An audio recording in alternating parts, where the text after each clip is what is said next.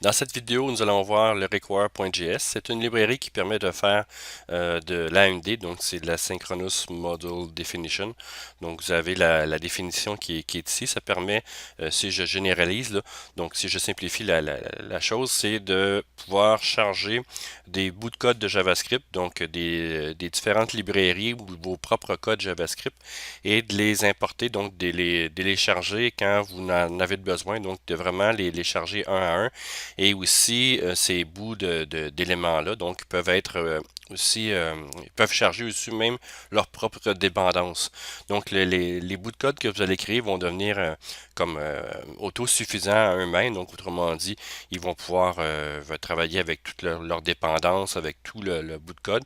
Donc, c'est d'isoler aussi ces librairies qu'on veut utiliser. Donc, aller chercher les petits bouts de librairie à gauche et à droite et d'en faire ici de les importer quand on en a besoin à l'intérieur de notre programmation JavaScript. Donc, vous avez sur ce site ici, requirejs.org, cette librairie-là peut être téléchargée ou peut être utilisée directement par un lien web, autrement dit, là. Donc, vous pouvez faire référence soit à une librairie que vous téléchargez locale ou une référence à la librairie qui se trouve être sur le web. Donc moi, ce que je vais faire pour la démo, c'est de vous montrer ici comment la télécharger, comment la positionner à l'intérieur de vos répertoires de votre développement et aussi je vais donner quelques exemples donc pour essayer de vous montrer les avantages d'utiliser l'AMD et aussi comment faire pour utiliser cette notion d'AMD là. Donc, il y a beaucoup de choses qui sont vraiment utiles en utilisant ce type de codage-là, de ce type de structuration-là. J'en ferai pas mention au complet donc dans cette vidéo-là, mais vous avez plusieurs sources d'informations qui sont vraiment très bien faites, très bien expliquées, donc entre autres ici vous l'avez sur require.js, mais si vous faites une recherche sur Internet, donc avec AMD JavaScript, ben vous allez voir que il y a beaucoup de documentation qui sont disponibles. Donc, moi, ce que je veux faire, bon, évidemment, on a la présentation générale de ce concept-là. Ce que je vous propose ici, c'est d'aller chercher le téléchargement ou de l'utiliser en ligne.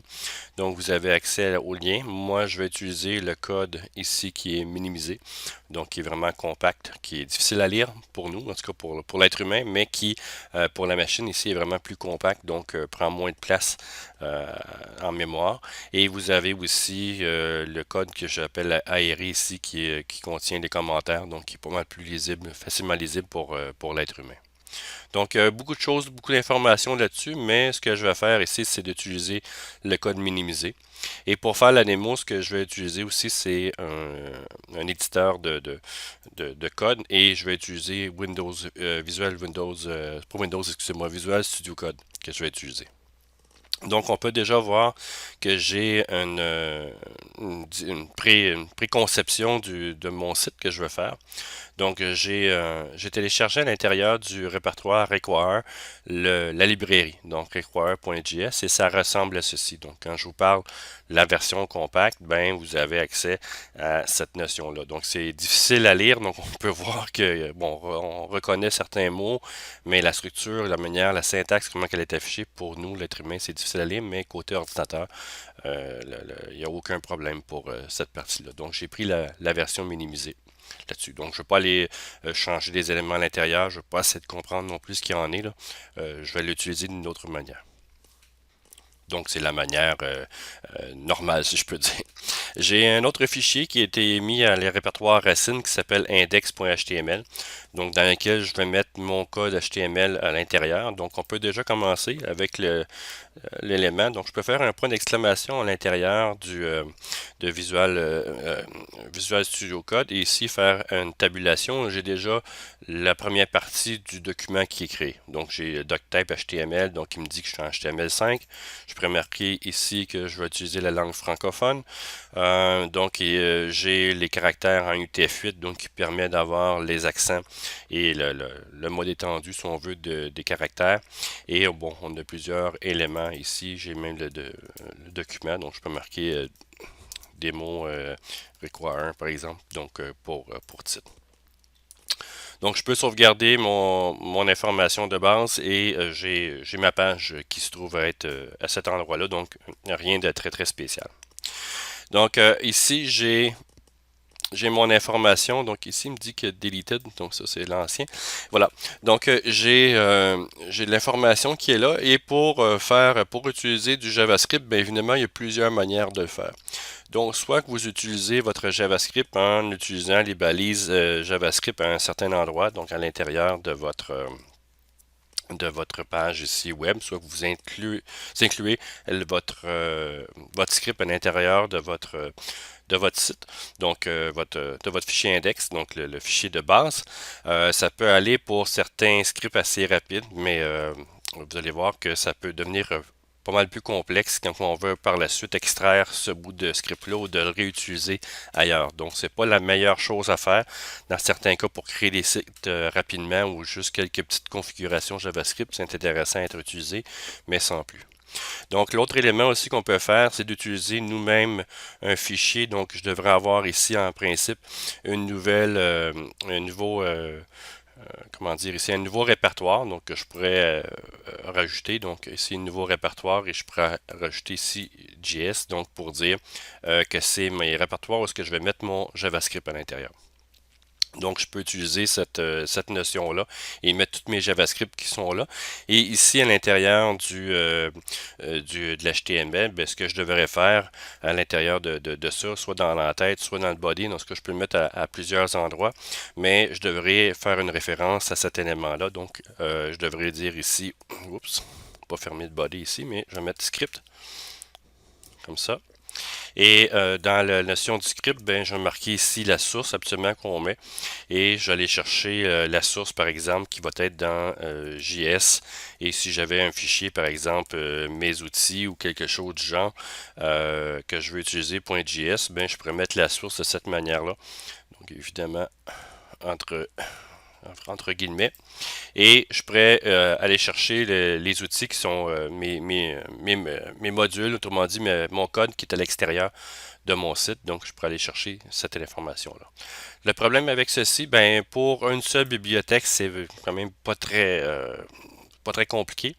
Vous pouvez réutiliser votre fichier .js un peu partout. Donc ici, le mesoutils.js, je pourrais le récupérer d'un site à l'autre sans trop de problèmes. Et le seul problème qui va y arriver, par exemple, si vous voulez utiliser d'autres éléments, d'autres modules que vous avez fait, d'autres fichiers JavaScript que vous avez fait, bien évidemment, vous allez vous retrouver avec beaucoup d'importations. Là, c'est le même, là, mais par exemple, j'aurais euh, des informations différentes. Donc, bon, vous voyez comment je vais aller chercher. Donc, si je vais aller chercher différents éléments dans différents modules ou dans différentes sources de données différentes, bien évidemment, ça devient, bon, complexe à importer. Et de deux, ben ici, le problème, c'est qu'il peut y avoir des fonctions qui rentrent en collision. Autrement dit, je peux avoir une fonction, par exemple, dans mes outils 1 qui s'appelle, je sais pas moi, ajouter quelque chose. Et dans l'outil 4, mais cette fonction-là aussi a le même nom, ajouter quelque chose, mais fait un comportement un peu plus différent. Donc, je peux avoir des risques de collision de variables ou de fonctions à l'intérieur de ces éléments-là. Donc, c'est un peu le pourquoi ici qu'on veut utiliser le require.js, c'est d'éviter cette notion de conflit-là entre les modules. Et si, hein, par exemple, je reviens ici, et si je veux charger un de mes outils.js ici, ici dans mes outils.js, j'ai besoin d'une dépendance vers un autre fichier JavaScript, ben je devrais aussi le charger à l'intérieur. Donc, il va falloir que je gère toute cette information-là. Donc, ça devient un peu complexe, un peu casse-tête pour le faire. Comme je dis, si vous avez des sites légers, des choses qui sont très de base, autrement dit, si vous avez 3-4 fonctions à faire à l'intérieur de votre site web, script, donc ben, vous pouvez le mettre à l'intérieur de votre page web, donc de votre index, en mettant ici, par exemple, script, ici de cette manière-là, et je pourrais dire fonction, quelque chose, et pouvoir mettre ça à l'intérieur. Donc, évidemment, ça c'est correct.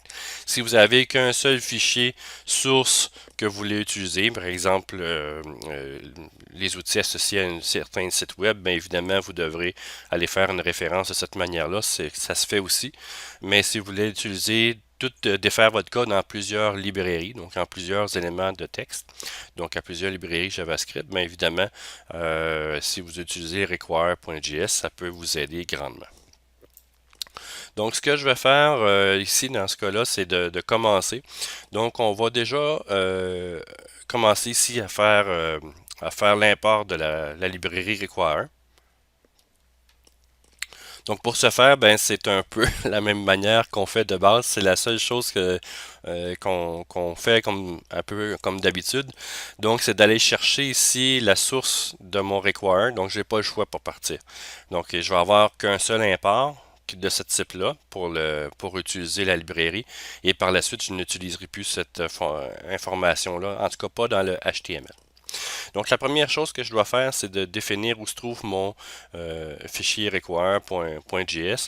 Donc, il se retrouve à l'intérieur de mon sous-répertoire. Donc, si je le mets par rapport à mon index ici HTML, il se trouve dans le répertoire require. Donc, il faut que je montre d'un répertoire require ici. Et le nom du fichier, bien, on le voit à gauche. Donc, c'est require.js. Require ici. .js. Là, bon, il y en avait déjà un. Voilà. Donc, il faut que j'appelle la notion de la librairie qui est à cet endroit-là. Donc, on le voit ici.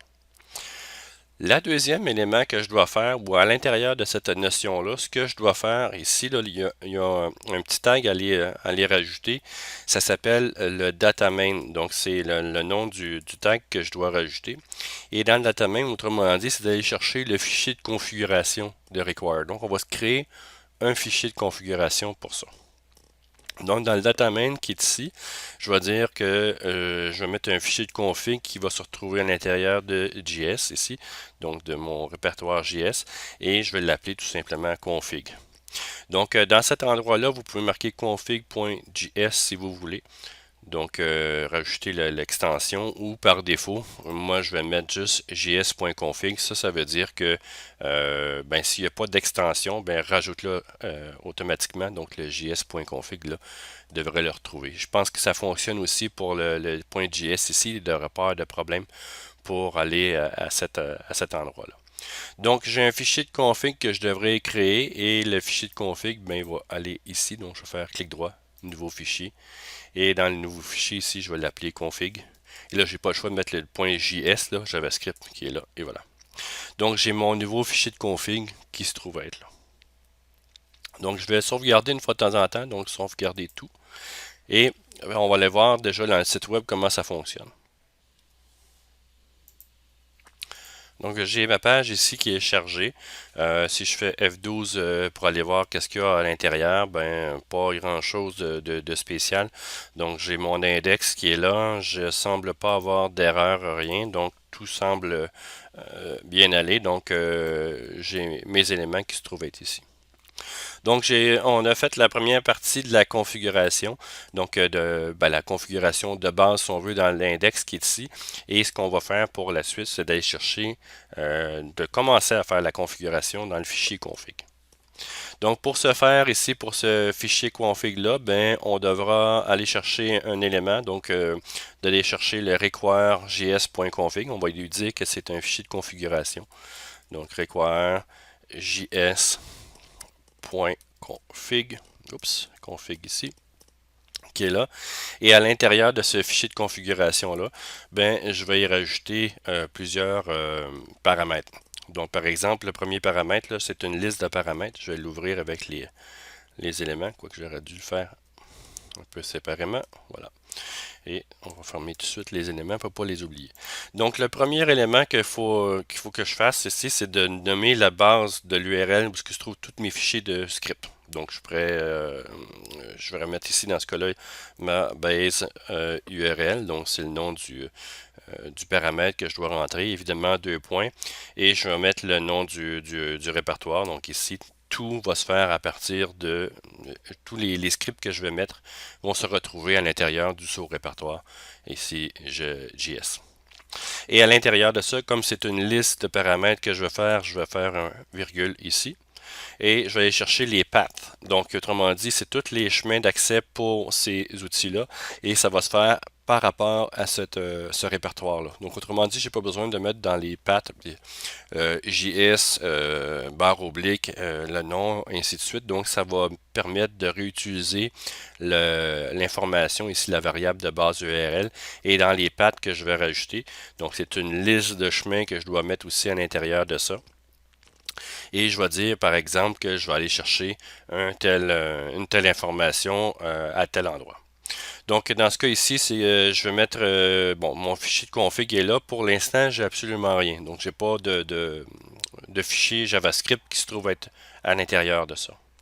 Donc, ce que je peux faire, moi, à l'intérieur de mes noms, bon, évidemment, je pourrais me faire un autre élément. Donc, je peux faire un autre fichier ici et que je vais appeler, par exemple, outils. Donc, c'est mes outils ou mon module 1 ou n'importe quoi. Donc, je vais l'appeler ici outils.js qui se trouve à l'intérieur du répertoire JS ici et qui est, pour l'instant, qui est vide. Donc, dans mes outils, ce que je peux faire, pas dans mes outils, excusez-moi, dans mon config ici, ce que je peux faire, c'est déjà de dire que j'ai un fichier que je vais utiliser, donc un fichier de JavaScript que je vais utiliser, et je vais l'appeler, moi quand je veux l'importer à l'intérieur de mon module, je peux lui donner un nom, donc autrement dit un alias, et je peux dire ici que ce fichier-là va pointer vers un autre fichier.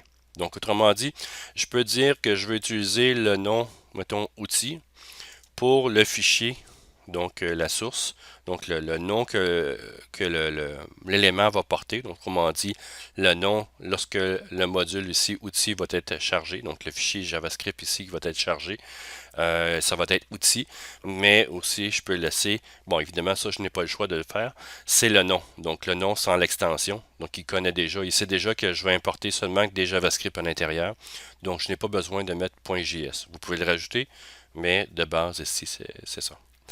Donc, si je mets outil, autrement dit, c'est le nom sur lequel il va être importé, donc le fichier va être utilisé.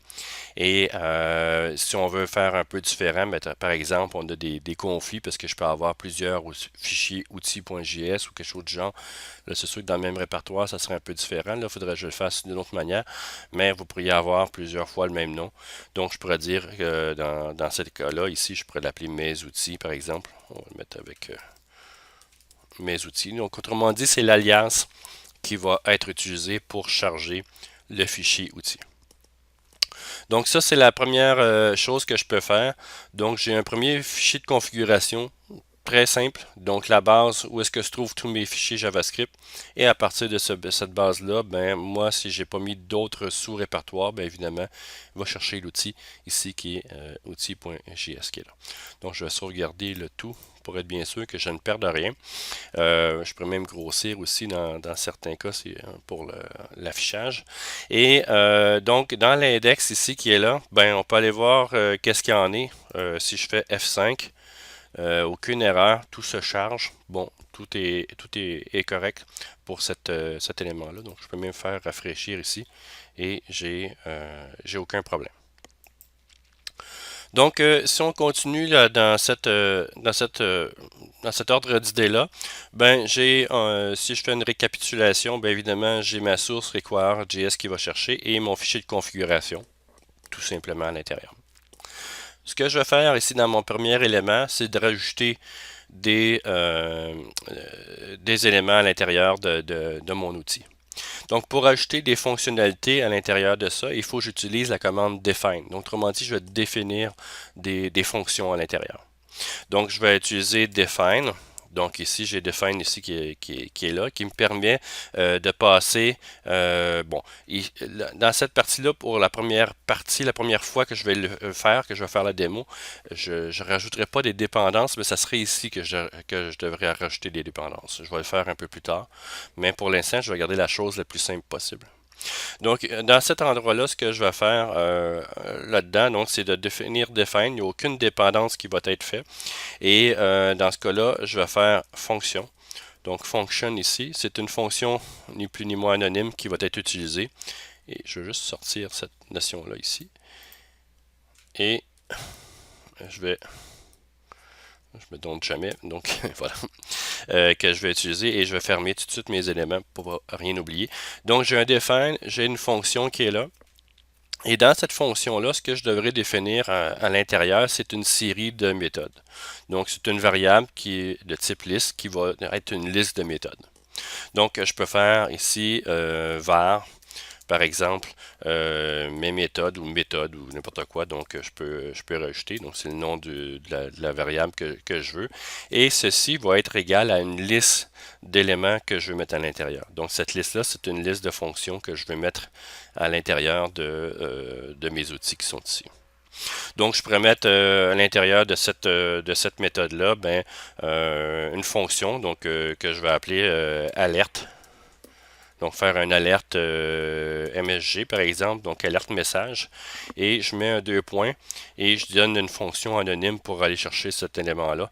Donc, fonction ici, et je vais juste ouvrir une fonction très de base à l'intérieur dans lequel il va utiliser l'élément alerte et qui va dire bon, ici bonjour. Voilà. Pas plus compliqué que ça. On va commencer avec des choses relativement simples. Donc, j'ai une définition qui, elle, prend une fonction. À l'intérieur, j'ai une liste de méthodes. Donc, pour l'instant, je n'ai qu'une seule méthode. Autrement dit, c'est une seule fonction qui est là, qui retourne bonjour, tout simplement. Et à la fin de ces éléments-là, donc avant de terminer, je dois retourner, faire un return. Donc, le define ici a besoin d'un return. Retourner quoi? C'est la liste des méthodes que je vais faire. Donc, liste ici, return méthode. Donc, si on regarde qu'est-ce qu'il y en est, j'ai l'information qui est là. Donc, je vais sauvegarder tout. Et on va regarder ce que je me suis trompé à quelque part. Donc, pour l'instant, F5, tout fonctionne. Donc, j'ai pas de problème, mais on peut voir que la fonction, l'alerte n'a pas été chargée. Donc, c'est tout à fait normal. Je devrais l'instancier, autrement dit, la mettre à l'intérieur de mon code. Donc, je vais aller ouvrir mon Visual Studio Code. Et c'est ici que je vais aller chercher la suite de l'information. Donc, je vais m'ouvrir script. Quoi que je pourrais mettre ici, on va mettre une petite chose personnalisée pour dire que c'est la démo. Donc, quoi que je pourrais mettre ici, ça va être plus facile avec la bonne intentation. Donc, je vais marquer ici démo require qui va être là. Tiens, je pourrais le mettre avec H, pas body ici par exemple, mais je vais le mettre avec les H, avec un header. Donc H2, tiens, pas trop gros. Et je vais réutiliser cette partie ici, l'amener là. On va enlever le body. Voilà. Donc si je fais démo require, donc sauvegarde, on va pouvoir moins voir que, ok, donc j'ai mon élément. Et à partir de cet élément-là, ce que je devrais faire ici, c'est évidemment, c'est d'aller chercher mes, mes, mes modules, autrement dit, mes méthodes que je viens de créer. J'en ai créé qu'une seule qui s'appelle alerte message qui fait afficher bonjour. Donc, j'ai à l'intérieur de cette partie-là, donc je devrais faire évidemment un élément de script. Donc, on va faire cet élément de script-là. Et pour aller chercher mes éléments à l'intérieur des outils ici, je devrais dire que je vais faire un require. Donc, autrement dit, je vais aller importer un élément. La première chose que j'ai besoin d'importer, tout simplement, c'est la configuration. Donc, évidemment, il faut que le require connaisse ces notions de configuration. Et je vais aller chercher ici config. Donc, config, c'est ça, ici, je l'ai fait. Voilà. Donc, config qui est là. Et à l'intérieur de cet élément-là, je dois passer comme deuxième élément, c'est une fonction. Donc, une fonction qui est ici. Et dans cet élément-là, je n'ai pas plus d'informations que je devrais utiliser là-dedans. Donc, j'ai pour partir, là, juste en allant chercher la configuration, c'est la chose de base. Donc, je vais juste terminer mes éléments. Donc, ici, à positionner le tout. Et, évidemment, point virgule qui devrait être là. Et je crois que tout est bien fait. Oui, ça ici, donc tout devrait être de base. Et si je fais seulement cette partie ici, on va voir si j'ai une erreur. Donc F5, j'ai pas d'erreur. L'élément ici a été chargé. Je crois qu'on peut le voir dans la notion de network ici, voilà. Donc si je fais F5, j'ai l'index HTML qui va charger le module require et qui va charger ma configuration. Donc si j'enlève la notion d'élément ici de require, donc si je mets ça entre, entre éléments de commentaire, bien, et si je fais réafficher, ah, il l'a fait pareil. Je vais peut-être pas sauvegardé, mais en principe, il ne devrait pas aller chercher l'élément de config. Quoi qu'il charge ici automatiquement, c'est peut-être juste à cause de ça. Mais vous allez voir qu'avec les autres modules ici, ils vont les charger automatiquement. Donc, ma première chose que je peux faire, donc c'est vraiment de charger ma configuration.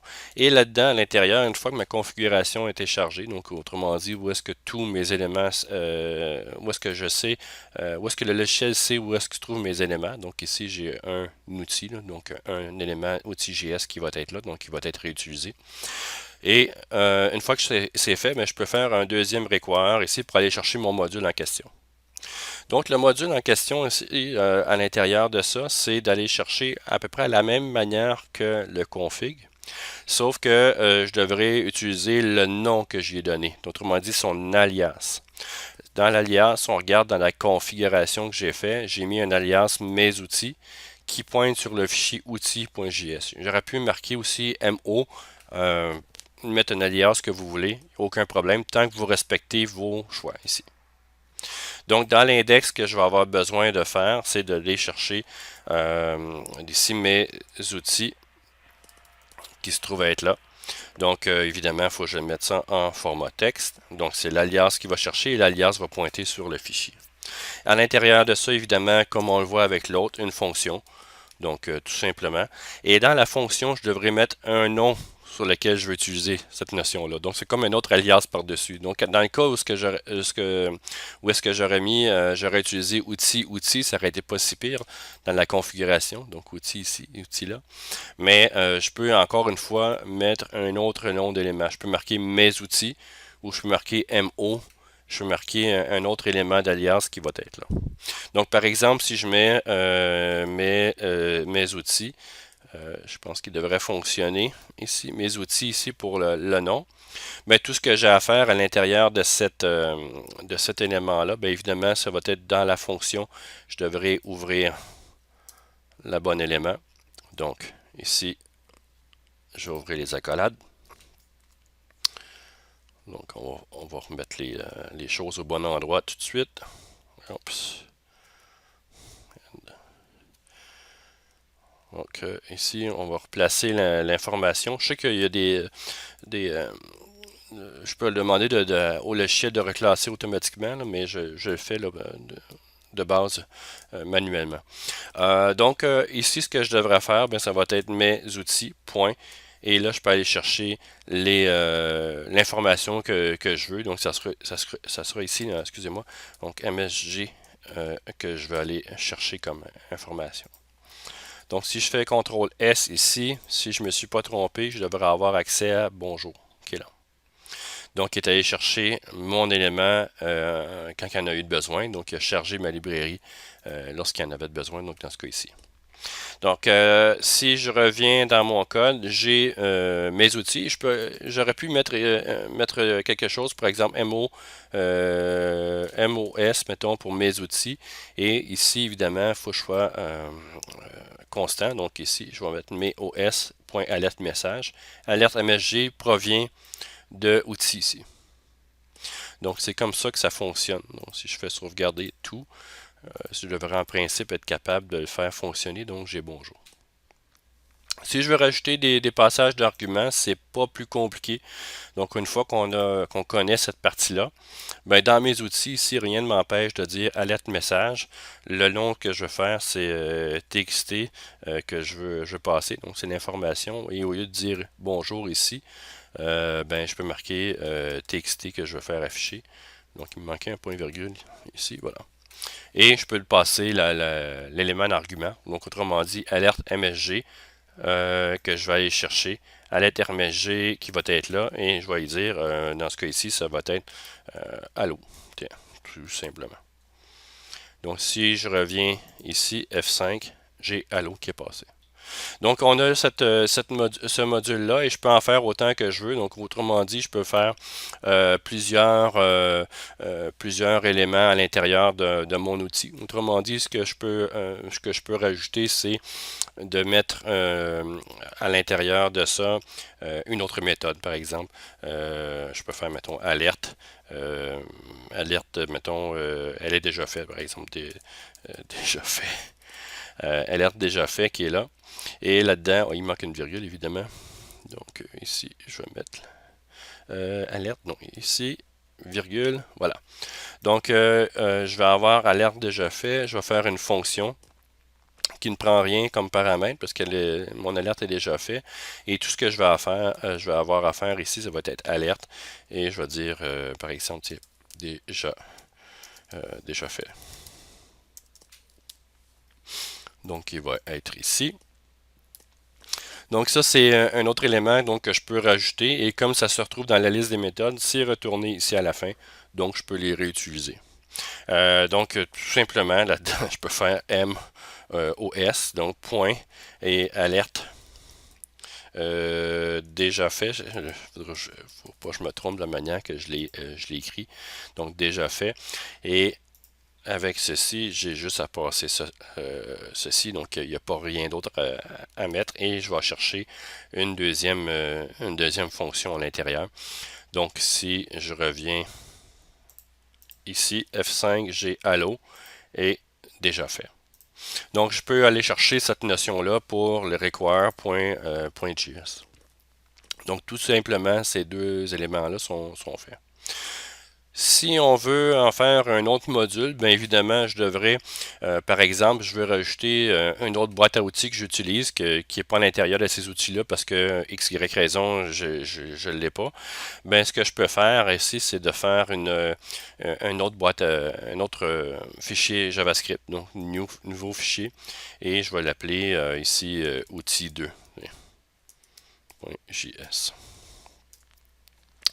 Et dans ces outils-là, ben, vous savez un peu comment faire. Je devrais aller chercher les mêmes propriétés. Donc, évidemment, je devrais en principe, pour commencer, de dire que ici, mes outils, je vais l'appeler, il va mettre un alias ici, mes outils 2. Et c'est va chercher l'information outil 2 ici.js qui est là. Donc, je n'ai pas besoin de mettre le .js qui est ici. Il me manque un virgule pour la liste et ma configuration est faite.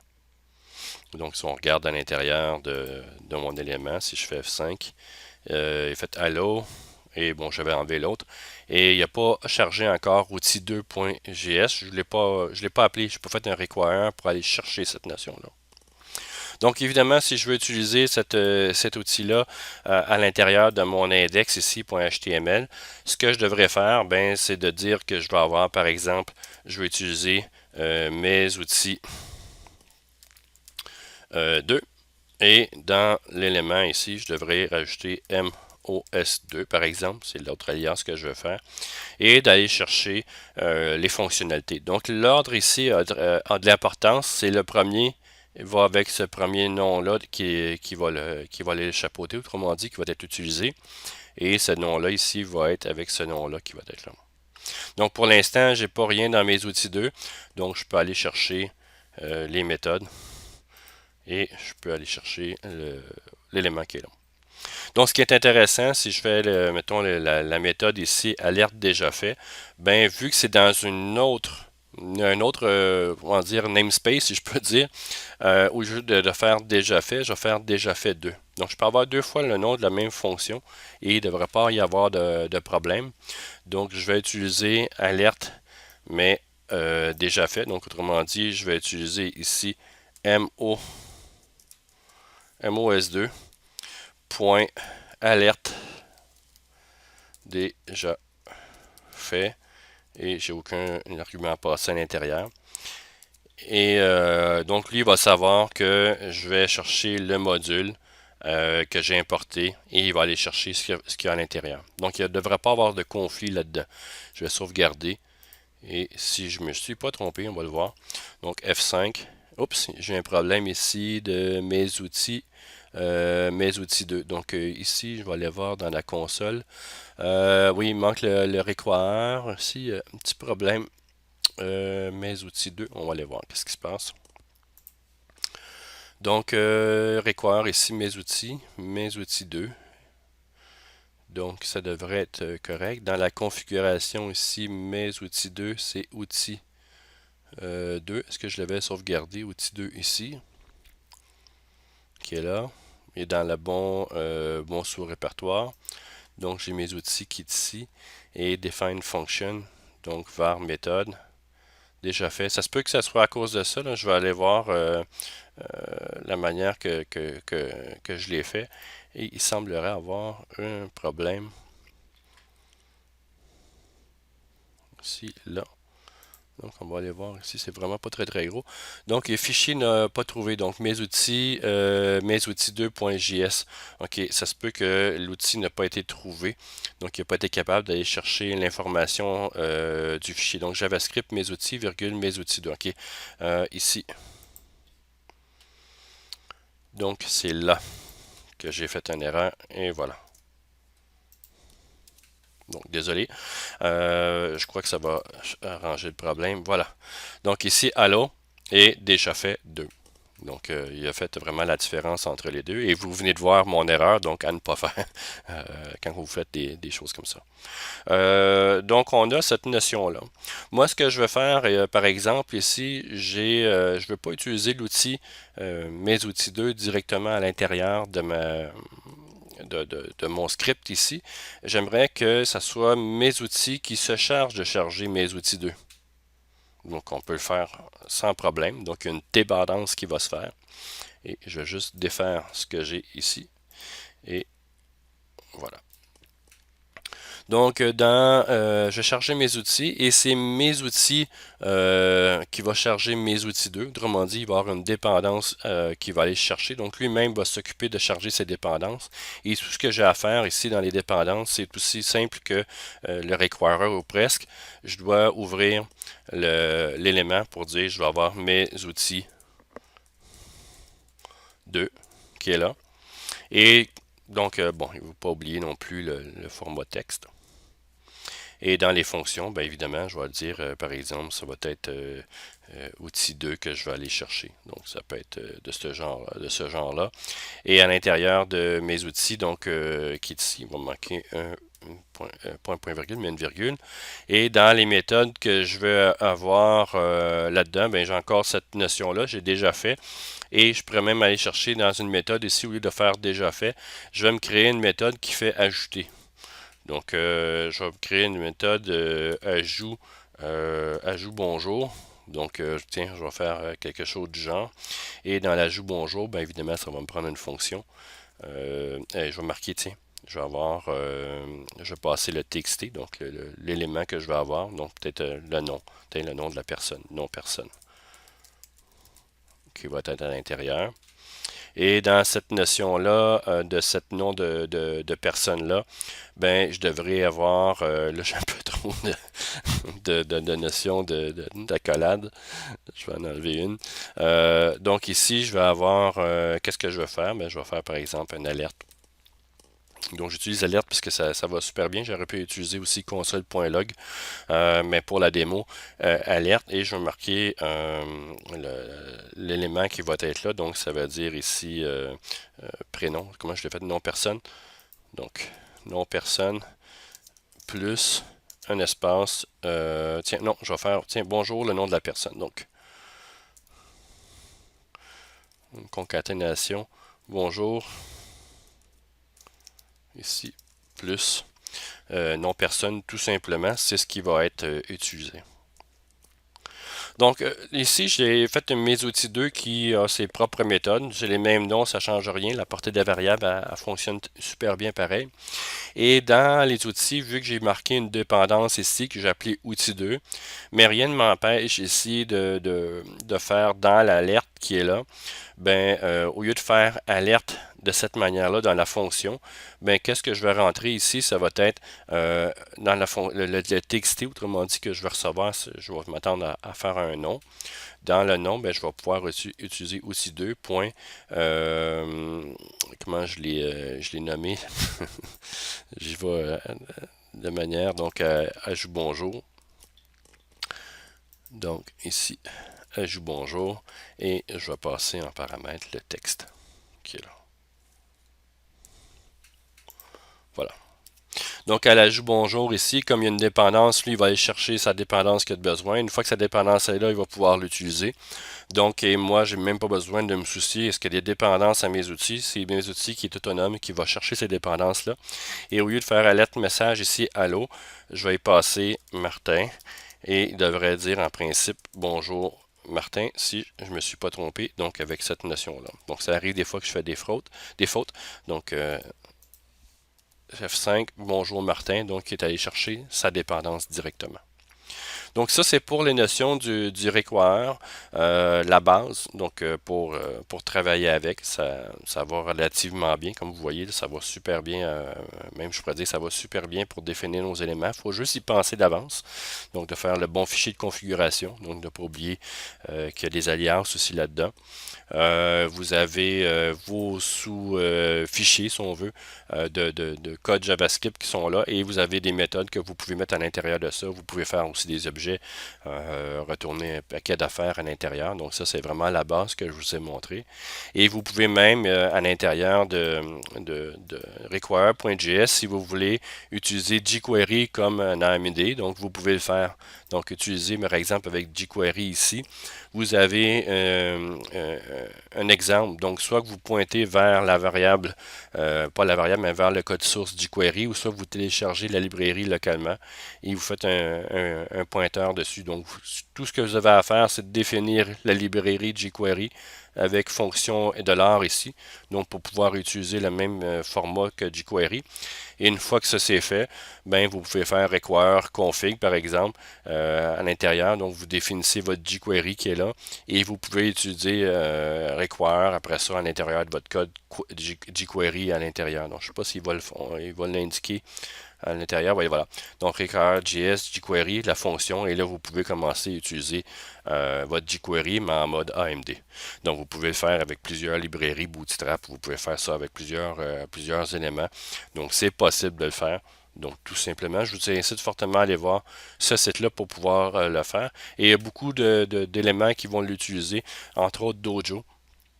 Donc, Dojo ici permet fonctionne beaucoup avec de l'AMD. Donc, vraiment intéressant. Donc, c'est ceci pour la base du require.js.